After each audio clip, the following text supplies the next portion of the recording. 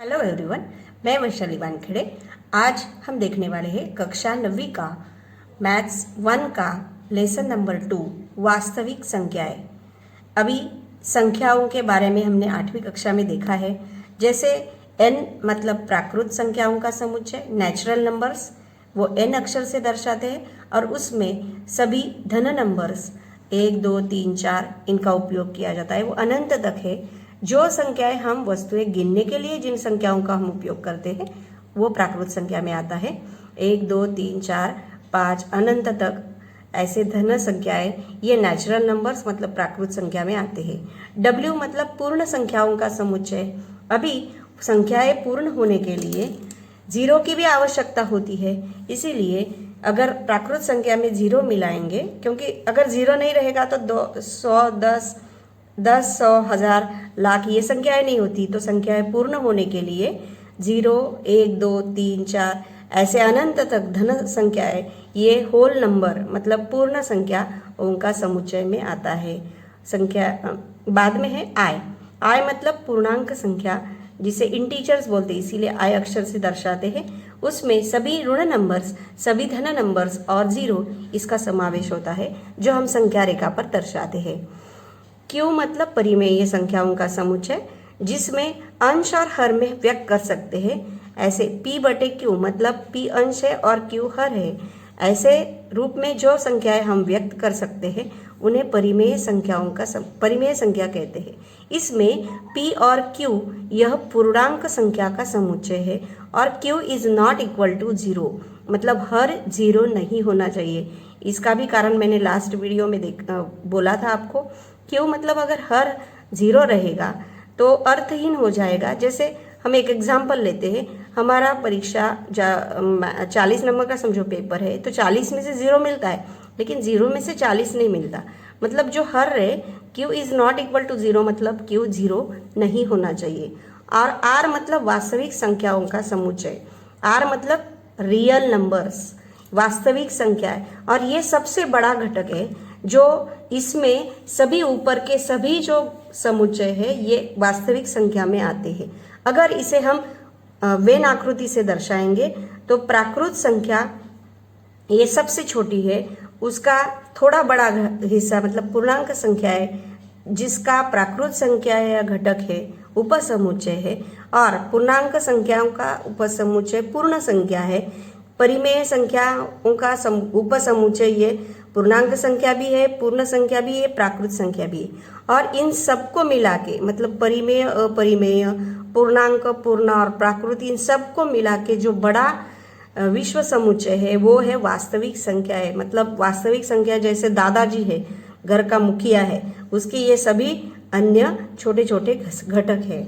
जैसे n मतलब प्राकृत उपसमुच्चय है पूर्ण संख्या का, होल नंबर का, और पूर्ण संख्या यह उपसमुच्चय है आई मतलब पूर्णांक संख्या का, और पूर्णांक संख्या ये उपसमुच्चय है परिमेय संख्या का, और परिमेय संख्या ये उपसमुच्चय है वास्तविक संख्या मतलब रियल नंबर्स का। ऐसे हम कह सकते हैं। माना परिमेय संख्याओं का क्रम संबंध अगर देखना है, अभी उसके लिए हम p बटे q ये एक परिमेय संख्या मानेंगे। मतलब अंश और हर में व्यक्त की जाने वाली परिमेय संख्या होती है, हमने देखा। तो ये जो p बटे q ये पहली परिमेय संख्या मानी और दूसरी मानी r बटे s। तो ये दो परिमेय संख्या ऐसा माना तो इनमें संबंध क्या होगा? या तो वो बराबर होगा p बटे q is equal to r बटे s, या तो p बटे q यह बड़ा होगा r बटे s से, या तो p बटे q यह छोटा होगा r बटे s से। इन तीन कंडीशन के अलावा दूसरी कंडीशन नहीं होगी। या तो दोनों इक्वल रहेंगे, या तो ये पहला बड़ा रहेगा, या तो दूसरा बड़ा रहेगा। तो हम तिरछा गुना करते हैं तो क्या हो जाएगा? p गुना s बराबर q गुना r। इसमें p गुना s तिरछा गुना करना है, बड़ा है q गुना r, और p गुना s छोटा है q गुना r। ऐसा क्रम संबंध आएगा। परिमेय संख्याओं के गुणधर्म। यदि ABC परिमेय संख्या हो तो गुणधर्म ऐसे होते हैं। ये गुणधर्म खाली योग और गुणन के लिए है। घटाएंगे और अगर भाग करेंगे तो ये गुणधर्म नहीं लागू होते हैं। क्रमनिरपेक्ष, क्रमनिरपेक्ष मतलब a प्लस बी, इनका क्रम अगर b प्लस a कर दिया, क्रम उल्टा कर दिया, तभी भी उसका योगफल सेम आता है। ये हम एग्जाम्पल से देखते हैं। अगर a की जगह पे हम 2 लेंगे और b 3 लेंगे तो 3 प्लस 2, ये 2 प्लस 3 भी 5 आता है और 3 प्लस 2 मतलब फिर भी 5 आता है। वैसे ही गुणन में भी अगर a का मान हमने 2 लिया और b का मान 3 लिया तो भी 6 आता है। 2 गुना 3 और 3 गुना 2, इसका क्रम चेंज भी कर दिए तो उत्तर 6 ही आता है। आगे का है ये जो गुणधर्म हमने देखा है इसको क्रमनिरपेक्ष गुणधर्म बोलते हैं। इससे हमें पता चलता है कि a प्लस बी बराबर b प्लस a, ये योग में, और गुणन में a गुना b बराबर b गुना a, मतलब क्रम चेंज कर दिया तो योग और गुणन सेम रहता है। दूसरा जो गुणधर्म है साहचर्य गुणधर्म, इसमें ABC 3 संख्या, इसमें एक बार पहले 2 संख्या लेंगे फिर बाद में उसमें तीसरी संख्या मिलाएंगे और दूसरी बार पहली संख्या में दूसरी और तीसरी संख्या मिलाएंगे। फॉर एग्जाम्पल हम a का मान 1 लेते हैं, b का मान 2 लेते हैं और c का मान 3 लेते हैं। इसमें डालने पर 1 प्लस 2 प्लस 3 बराबर a की जगह पे 1 प्लस b की जगह पे 2 प्लस 3। अभी हम देखते हैं, पहले ब्रैकेट हल करते हैं। 1 प्लस 2 मतलब 3 प्लस 3 मिलाएंगे तो 6 हो जाता है। 1 प्लस, पहले ब्रैकेट हल करेंगे, 2 प्लस 3 मतलब 5, 1 और 5 ये भी 6 हो गया। मतलब इस गुणधर्म को साहचर्य गुणधर्म, ये योग में है। अभी गुणा में देखते हैं। a का मान 1 डालेंगे, सेम b का मान 2 और c का मान 3 रखेंगे। इधर भी 1 2 और 3 गुणा में देखते हैं हम।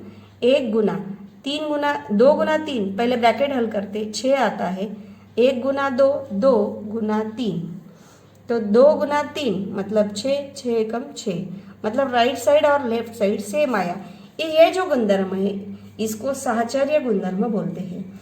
तीसरा है सर्वसमीका। सर्वसमीका गुणधर्म में a प्लस 0 मतलब कौन सी भी संख्या उसमें 0 मिलाएंगे या 0 में वो संख्या मिलाएंगे तो उसका उत्तर वही संख्या आता है। फॉर एग्जाम्पल a की जगह हम 10 लेंगे, a का मान हम 10 डालेंगे तो 10 में 0 मिलाएंगे तो 10 आएगा, या 0 में 10 मिलाएंगे तभी भी 10 आएगा। मतलब a प्लस 0, a कौन सी भी संख्या में 0 मिलाएंगे या 0 में कौन सी संख्या मिलाएंगे तो वही संख्या उत्तर आते। जैसे इधर 10, ये भी यही उसका उत्तर आया। ये है सर्वसमीका का योग गुणधर्म। आगे गुणन गुणधर्म है, कौन सी भी संख्या को 1 से गुणा करेंगे या 1 से कोई संख्या गुणा करेंगे तो वही संख्या का उत्तर आता है। फॉर एग्जाम्पल इधर 10 लिया था तो 10 गुना 1 या 1 गुना 10 लिखेंगे तो उसका उत्तर 10 एकम 10 ही आएगा, और 1 से गुणा करेंगे उस संख्या को तो 10 ही उत्तर आता है। इसका मतलब a गुना 1 यह 1 गुना a करेंगे तो उसका उत्तर वही संख्या आता है। इस गुणधर्म को सर्वसमीका गुणधर्म कहते हैं। प्रतिलोम गुणधर्म योग में, अभी योग में अगर फॉर एग्जाम्पल a का मान 3 लिया, उसकी विपरीत संख्या मतलब संख्या रेखा पर अगर हम देखेंगे तो राइट साइड पे +3 उसकी विपरीत संख्या है -3। अगर वो विपरीत संख्या उसमें मिलाएंगे तो प्लस माइनस मतलब -3 में से 3 गया 0। मतलब कौन सी भी संख्या उसकी विपरीत संख्या में मिलाने पर उसका उत्तर 0 आता है। कौन सी भी संख्या और उसकी विपरीत संख्या, इसका योगफल 0 आता है। और कौन सी भी संख्या और उसका प्रतिलोम यह 1 आता है। जैसे कि अगर 3 यह संख्या ली तो 3 का प्रतिलोम मतलब 1/a मतलब ये आएगा 1/3। मतलब a 3 लिया, 3 गुना 1/3 तो 3 3 कैंसिल हो गया तो ये एक उत्तर आता है। प्रतिलोम मतलब जो अंश में है वो हर में जाएगा तो ये 3 का प्रतिलोम आएगा 1/3। तो 3 और इसका प्रतिलोम, इसका गुणनफल 1 आता है। इस गुणधर्म को प्रतिलोम गुणधर्म बोलते हैं और ये जो गुणधर्म है योग और गुणन में ही होता है। प्रत्येक परिमेय संख्याओं के दशमलव पूर्णांक ये 2 रूप में होते हैं, कुछ खंडित शांत रूप में और दूसरा जो है अखंडित आवर्ती रूप में। तो ये कैसे देखेंगे, इसके लिए हम एक एग्जाम्पल लेते हैं कि 10 से हम 1 2 3 4 5 6 7 8 9 10 मतलब 10 इस एक ही संख्या को हम सभी संख्याओं से भाग दे के देखते हैं। 10 भागे 1 मतलब 10, 10 भागे 2 मतलब 5। अभी 5 को हम दशमलव के रूप में 5.0 ऐसा लिख सकते हैं। अभी 10 भागे 3, तो 3 से हम भाग देंगे 10 को, तो 3 का भाग जाएगा, 1 बचेगा। 1 यह छोटा संख्या है, अभी भाग नहीं जाएगा तो दशमलव लेके आप 0 ले सकते हैं। फिर से 3 से जाएगा, मतलब फिर से वही नंबर आएगा। फिर से 10 में से 9 गया, 1 बचेगा, मतलब फिर से 3 से जाएगा, फिर से 0 लेंगे, फिर से एक बार दशमलव लिया तो कितने भी बार 0 ले सकते हैं।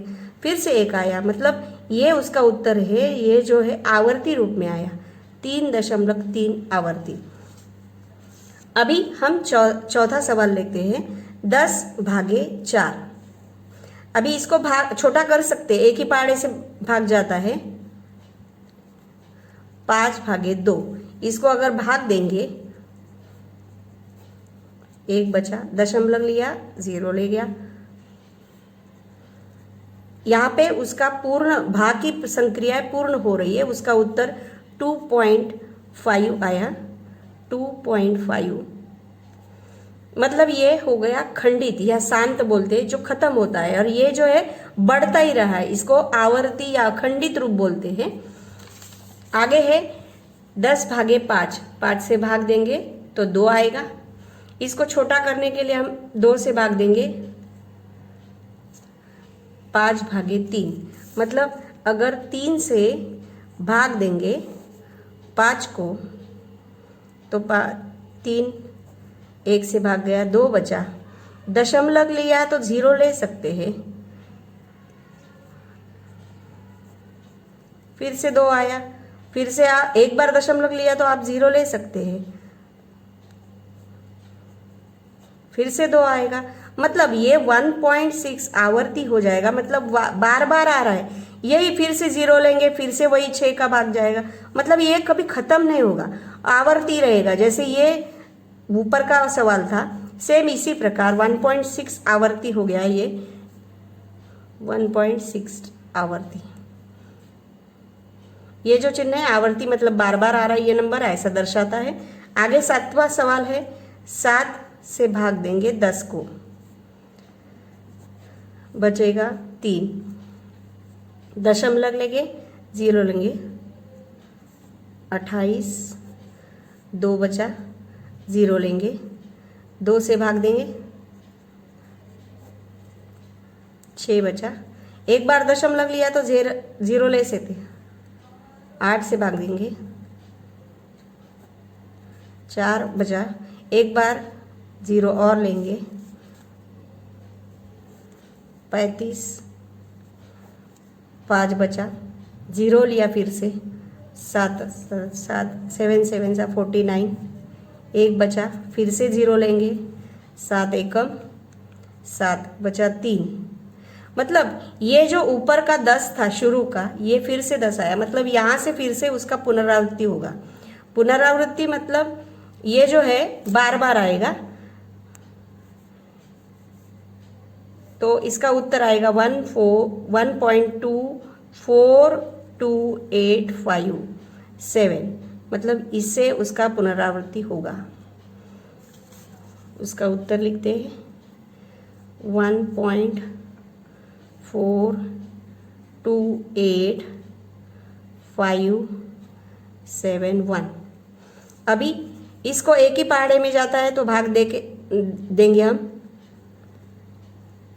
5 भागे 4, तो हम 4 से भाग देंगे 5 को, नीचे के नंबर से भाग देना है। 1 बचा, दशमलव लेके 0 लेंगे, 8, 2 बचा, एक बार दशमलव लिया तो 0 ले सकते हैं, 20, मतलब इसका उत्तर आया 1.25 और इसका शेषफल 0 आया, मतलब ये शांत है, उसका भाग की प्रक्रिया पूर्ण हो गई। बाद में है 9 भागे 10, 9, 1 बचा।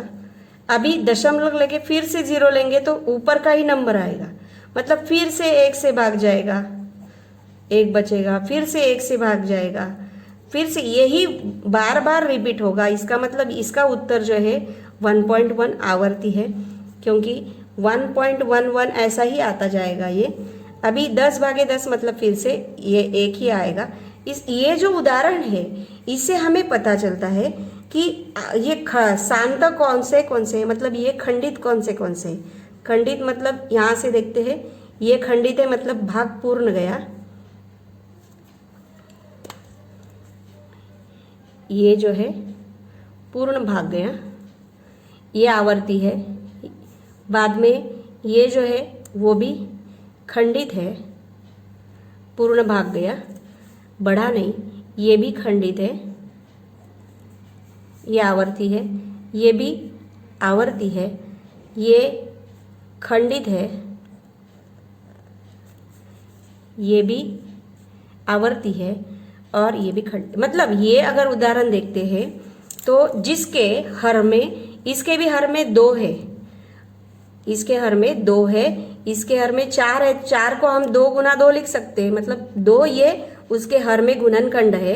बाद में ये जो है 5 है, इसका हर जो है वो 5 है, मतलब हर में अगर 2 या 5 है या 2 गुना 5 ऐसे रूप में है तो वो खंडित होता है। और जो इसके अलावा कोई हर हो तो वो अखंडित आवर्ती होता है, ये हमें ध्यान में आता है। इसमें छठे सवाल में 3 है, मतलब 2, 5 या 2 गुना 5 इस स्वरूप में नहीं है, इसीलिए वो आवर्ती है। वैसे ही इसमें भी हर 3 है, मतलब 2 या 5 या 2 गुना 5 इसके अलावा है, इसीलिए ये आवर्ती है, खंडित नहीं है, आवर्ती है। उसके बाद है 7 है, 7 ये भी हर में 2, 5 और 2 गुना 5 इस स्वरूप में नहीं है, इसका मतलब ये अखंडित आवर्ती है। इसका भी जो है 4 को हम 2 गुना 2 ऐसे गुणनखंड होते हैं जिसमें 2 आता है, इसका मतलब ये है खंडित। और ये भी है 2, 5 या 2 गुना 5 इसके अलावा है 9 यह, इसीलिए ये आवर्तित है, खंडित नहीं है, मतलब अखंडित आवर्ती है। तो हम ऐसा कह सकते हैं कि परिमेय संख्या का अगर हर 2 है, हर मतलब नीचे का नंबर 2 या 5 या 2 गुना 5 इस स्वरूप में है तो वो खंडित होता है, शांत होता है, उसकी भाग की क्रिया पूर्ण होती है। और इनके अलावा 2 या 5 या 2 गुना 5 इसके स्वरूप के अलावा अगर है तो वो होता है अखंडित आवर्ती रूप। इधर 10.0 लेंगे, दशमलव में दिखाना इसलिए इधर 2.0 लेंगे, इधर भी 1.0, इधर ये तो आवर्ती ही है। इससे हमें पता चलता है कि परिमेय संख्या का अगर हर मतलब नीचे का नंबर 2 या 5 या 2 गुना 5 इस स्वरूप में है तो वो खंडित रहता है, और इसके अलावा अगर है तो वो अखंडित आवर्ती रूप होता है। हम एक्सरसाइज 2.1 में देखते हैं। उसमें पहला सवाल है, निम्नलिखित में से कौन सी परिमेय संख्याओं के दशमलव रूप शांत और कौन सी संख्याओं के दशमलव रूप ये अखंडित आवर्ती है, मतलब खंडित और अखंडित कौन कौन से वो हमें देखना है। उसमें पहला सवाल लिखते हैं 13/5। आपको मैंने ऊपर ही बोला कि हर देखना है, हर मतलब नीचे वाला नंबर देखना है। इसमें हर में 5 संख्या है, इस संख्या के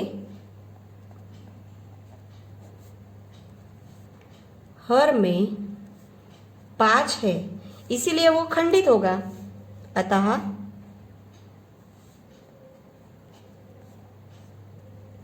इसका दशमलव रूप खंडित होगा। दूसरा प्रश्न है 2/11। इसका हर जो है वो 2 भी नहीं है, 5 भी नहीं है, 2 गुना 5 इस स्वरूप में भी नहीं, 11 है। इस संख्या का हर 11 है। इसमें 2 या 5 गुणनखंड इसमें 11 के गुणनखंड 2 तथा 5, 2 और 5 नहीं है। देयरफॉर ये अखंडित आवर्ती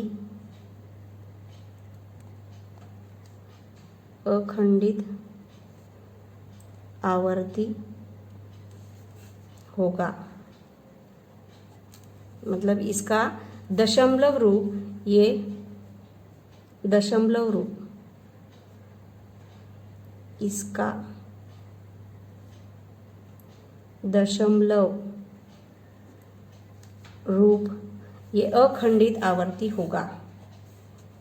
बाद में है तीसरा प्रश्न है 29/16। हर देखना है। आपको बोला है मैं कि हर में अगर 2 5 या 2 गुना 5 इस स्वरूप में है तो खंडित, नहीं तो अखंडित आवर्ती। तो 29/16 इसमें हर में 16 संख्या है। अभी 16 को हम 2 गुना 2 गुना 2 4 8 16 इस स्वरूप में लिख सकते हैं। तो इसमें अभाज्य गुणनखंड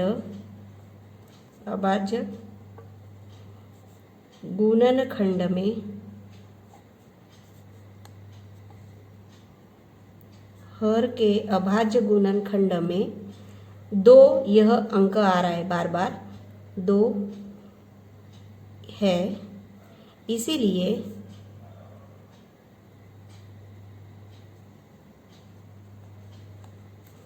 उनतीस बटे 16 इसका दशमलव रूप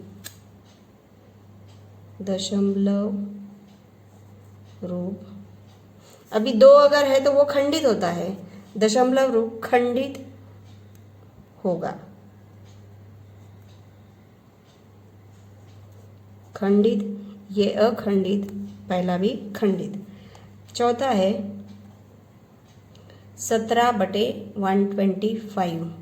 इसमें हर में 125 है, 125 है, तो 125 को हम 5 गुना 5 गुना 5 ऐसे लिख सकते हैं। तो हर के अभाज्य गुणनखंड में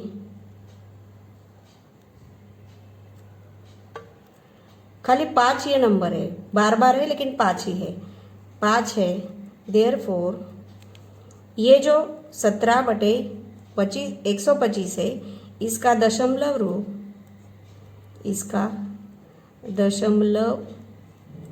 रूप अभी 5 है, मतलब ये पर उधर 5 भी है तो खंडित है, दशमलव खंडित होगा। पांचवा सवाल है 11/6। इसमें हर जो है, हर में 6 नंबर है, 6 यह नंबर है। 6 को हम उसके गुणनखंड 2 गुना 3 करेंगे। तो इसमें हर के अभाज्य गुणनखंड में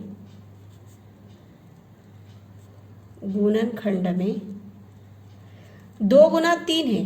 2 गुना अगर 5 होता तो वो खंडित होता। तो इसमें अभाज्य गुणनखंड में 2 और 3, 2 गुना 3 ये गुणनखंड है। देयरफॉर 11/6 यह अखंडित आवर्ती होगा। आगे है प्रश्न क्रमांक 2। निम्नलिखित परिमेय संख्याओं को दशमलव रूप में लिखिए। अभी पहला सवाल हम लेते हैं, इसमें 127/200। तो इसको हम छोटा करने के लिए 127, 200 का हम 2 गुना 100 लिख सकते हैं, ताकि हमें ये जो है 2/127 वो कर लेते हैं। 2 से भाग देंगे 127 को, ऊपर से 7 लिया, एक बार दशमलव देके 0 ले सकते हैं, तो ये आया 63.5। 2 से भाग देने पर 127 को बटे में 100 लिखेंगे, तो ये 2 0 है, मतलब ये 2 0 के बाद नंबर दशमलव देंगे तो ये हो जाएगा 0.635, मतलब 127 भागे 200 बराबर दशमलव रूप है 0.635। आगे दूसरा लेते हैं 25 भागे 99। अभी 99 से हम भाग देंगे 25 को, 25 ये छोटा है तो 0 का भाग जाएगा पहले, अभी हम दशमलव देंगे 250। अभी 99 गुना 2 करते हैं, 2 का भाग देंगे,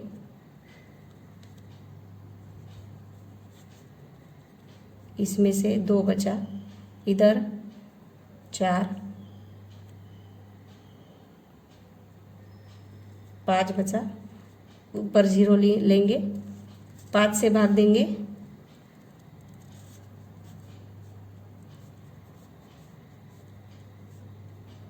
49 मतलब 495, 5 से भाग देने पर 10 में से 5 गया, 5, ये साइड 1 दिया मतलब 2 बचा, फिर से 25 आया, मतलब फिर से 2 से भाग जाएगा, क्योंकि 0 लेकर हम फिर से उसको 198 आएगा, मतलब फिर से एक 500 250 में से 198 गया, मतलब फिर से 52 बचेगा, फिर से 0 लेंगे, मतलब ये 25 आता ही जाएगा, तो इसको हम लिख सकते हैं 0.25 इस या 0.25 आवर्ती। ये नंबर बार बार आ रहा है इसीलिए आवर्ती लिखेंगे। प्रश्न क्रमांक 3 है 23 भागे 7। 7 से भाग देंगे 23 को, 2 बचा, 0 लेंगे, फिर 0 लेंगे, 4 बचेगा, 0 लेंगे,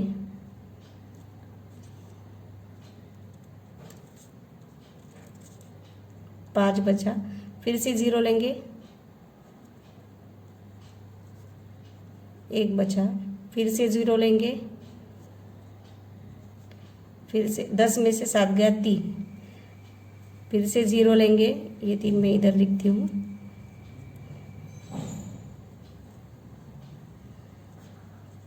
2 बचा, मतलब फिर से 0 अगर लेंगे तो यही से रिपीट होगा ये सब कुछ, मतलब ये जो है 2 से रिपीट होगा, तो ये आएगा 27 भागे 7। इसको हम ऐसा लिख सकते हैं 3.285714। यहाँ फिर से 20, मतलब यहाँ से ही फिर से रिपीट होगा, इसका मतलब ये जो है 2 से फिर से भाग जाएगा, तो ये आवर्ती रहेगा। चौथा सवाल है 4 भागे 5। तो 5 से हर से भाग देते हैं, 4 को भाग नहीं जाएगा, 0 दशमलव लेके,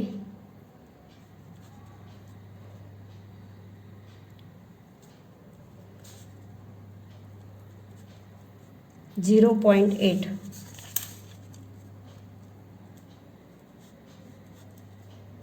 पांचवा सवाल लेते हैं 17 भागे 8।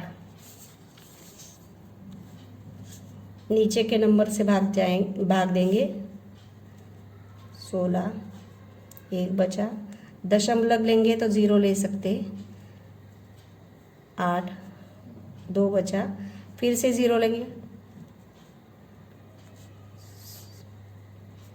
बचेगा 4, फिर से 0,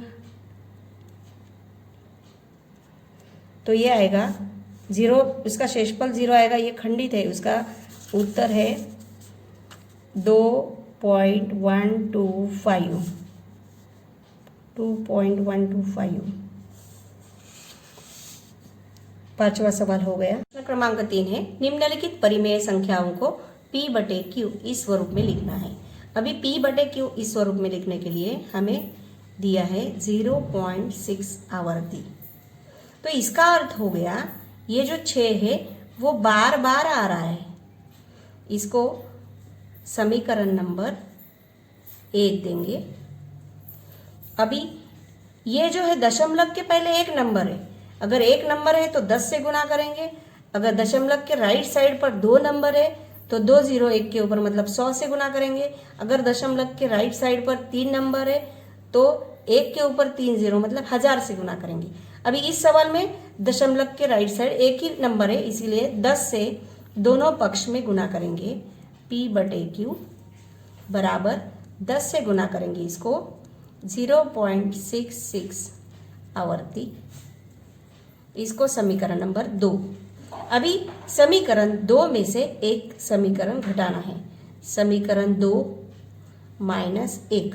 तो समीकरण का 2 जो है 10 P/Q माइनस समीकरण 2 का लेफ्ट साइड, इसमें से समीकरण 1 का लेफ्ट साइड माइनस करेंगे, दोनों का लेफ्ट साइड लेफ्ट साइड में, और राइट साइड जो है ये जो है 10 गुना 0.666 माइनस 0.6666। इसको अभी 10 है मतलब एक नंबर आगे आएगा तो ये हो जाएगा 6.6, इसको आवर्ती ऐसे लिखेंगे हम, माइनस 0.6। 10 P/Q में से एक P/Q गया तो 9 बचता है, 9 P/Q। इसको P/Q ये अगर कॉमन निकालेंगे तो अंदर बचेगा 10, इसमें से 10 क्योंकि बाहर P/Q है, माइनस 1 क्योंकि ये बाहर है, तो 10 में से 1 गया, 9 P/Q बराबर ये जो है 6.6 माइनस 0.6, ये हो जाएगा 6.0। तो 6.0 बराबर ये 6 है, तो हम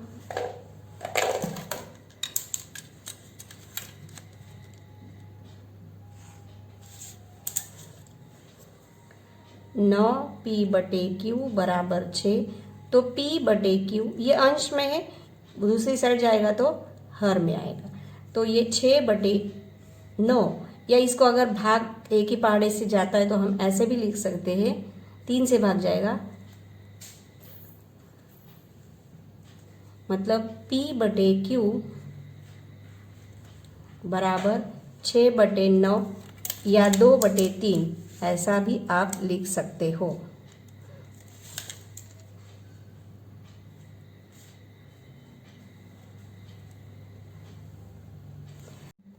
अभी दूसरा प्रश्न है, P/Q ये इस रूप में लिखना है आपको 0.37 आवर्ती। अभी दशमलव के राइट साइड पर 2 नंबर से, इसका मतलब 1 के ऊपर 2 0 मतलब 100 से गुना करना है। अभी इसका अर्थ है P/Q बराबर 37 आवर्ती है, मतलब वो बार बार आ रहा है, तो 0.37 ऐसा 37 बार आ रहा है, इसको समीकरण नंबर 1 देंगे। अभी हमें 100 से गुना करना है क्योंकि राइट साइड पर 2 नंबर से, तो 100 से करना है तो दोनों पक्ष में गुना करना है, तो 100 से गुना करेंगे तो ये 2 नंबर से वो आगे आएगा 37.37 ऐसे, इसको समीकरण नंबर 2 देंगे। अभी समीकरण 2 में से हम एक समीकरण घटाएंगे, मतलब समीकरण 2 माइनस 1, तो 100 P/Q माइनस इसका जो लेफ्ट साइड है P/Q बराबर इसका राइट साइड 37.37 37 आप कितना भी बार ले सकते हो, आवर्ती है इसीलिए, माइनस 0.37 तो बराबर ये 100 पी/क्यू में से एक पी/क्यू गया तो 99 पी/क्यू आएगा। अभी इसको 37 में से 0 गया मतलब 37 ही बचेगा। दशमलव के बाद ये पूरे जो है इसमें से ये घट जाएंगे तो 0 रहेगा। 37 में से 0 गया 37, तो हम p/q बराबर 37, ये अंश में है, दूसरी साइड जाएगा तो हर में आएगा। मतलब अगर दो संख्या है राइट साइड पे तो हर आता है 99। अभी तीसरा प्रश्न है 3p/q बराबर 3.17 आवर्ती। अभी इसको दशमलव के राइट साइड पर दो नंबर से, इसका मतलब 100 से गुणा करना पड़ेगा, और इसको p/q बराबर 3.17 आवर्ती मतलब 17 ही बार बार आएगा। इसको समीकरण नंबर 1 देंगे। अभी दो नंबर है दशमलव के राइट साइड पर, इसीलिए दो जीरो मतलब 100 से गुणा करेंगे बराबर ये दो नंबर 100 से गुणा करने पर ये दो नंबर आगे आएंगे तो 317.1717 हो जाएगा। इसको समीकरण नंबर 2 देंगे। अभी समीकरण 2 में से एक घटाएंगे तो 100 p/q माइनस p/q, इसका लेफ्ट साइड बराबर इस राइट साइड में से ये राइट साइड घटाएंगे 17 माइनस 3.17 तो हम 317 माइनस 3 तो 314 हो जाएगा। 314 दशमलव के बाद जो है वो 0 हो जाएगा घटाने पर। अभी 100 p/q में से एक p/q गया तो 99 p/q आएगा। तो p/q बराबर 314, ये अंश में है, ये साइड आके भाग में होगा। प्रश्न क्रमांक 4 है 15 p/q बराबर 15.89 आवर्ती। इसका मतलब इसमें 89 बार बार आ रहा है। इसको समीकरण नंबर 1 देंगे। अभी राइट साइड पर दशमलव के राइट साइड दो नंबर से, इसका मतलब 100 से गुना करेंगे, दोनों पक्ष में 100 से गुना करेंगे। ये साइड भी हमें 100 लिखना था।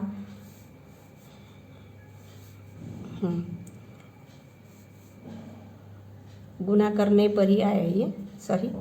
अभी 100 से अगर ये साइड गुना करते हैं तो ये दो नंबर्स जो है वो आगे आएंगे, मतलब ये हो जाएगा 1589.89 माइनस ये 89 बार बार आएगा, समीकरण नंबर 2। तो अभी 2 में से एक घटाएंगे मतलब 100 p/q माइनस p/q, समीकरण 2 माइनस 1 p/q बराबर 1589.89 माइनस 15.89। अब हम खड़ा करके देखते हैं 1589.89 माइनस 15.89। 89 में से 89 0, दशमलव 9 में से 5 गया 4, इधर 8 में से 7 गया, सॉरी 8 में से 1 गया 7, 1574। 100 p/q में से एक p/q पे था 99 p/q आएगा। तो देयरफॉर p/q बराबर, ये अंश में ये साइड आके भाग में हो जाएगा तो बटे में 99 आएगा। p/q के रूप में करना है 2.514 आवर्ती। इसका मतलब 514 ये बार बार आ रहा है तो इसको 2.514 514 ऐसा बार बार आएगा p/q। इसको समीकरण नंबर 1 देंगे। अभी दशमलव के राइट साइड पर 1 2 3 नंबर है तो 1 के ऊपर 3 0 मतलब 1000 से गुना करेंगे हम। 1000 से गुना करेंगे दोनों पक्ष में, तो 1000 से अगर ये साइड गुना करेंगे तो 1000 के जो 3 नंबर से 1 2 3 ये 3 नंबर आगे आएंगे, मतलब ये हो जाएगा ऐसा, फिर 514। इसको समीकरण नंबर 2 देंगे। समीकरण 2 में से 1 घटाएंगे, लेफ्ट साइड जो है समीकरण 2 की P/Q माइनस इसका है P/Q बराबर ये 514 माइनस 2.514 1000 P/Q में से एक P/Q गया तो 999 P/Q बचता है। और ये साइड अगर 25 14 उसके बाद का जो है दशमलव के बाद का वो 0 ही होगा, माइनस करेंगे, इसमें से खाली 2 घटाना है तो ये हो जाएगा 25 12। तो 25 12.0, क्योंकि ये दशमलव के बाद का सेम है, इसमें से ये घटाएंगे तो 0 ही आएगा। अभी ये जो अंश में है वो साइड जाके हर में जाएगा, ये बचेगा P/Q बराबर 25 12, तो P/Q बराबर 25 12, ये अंश में है, ये साइड आके हर में आएगा। इसका मतलब अगर दशमलव के राइट साइड पर 3 नंबर से तो हर में 3 बार 9 आता है।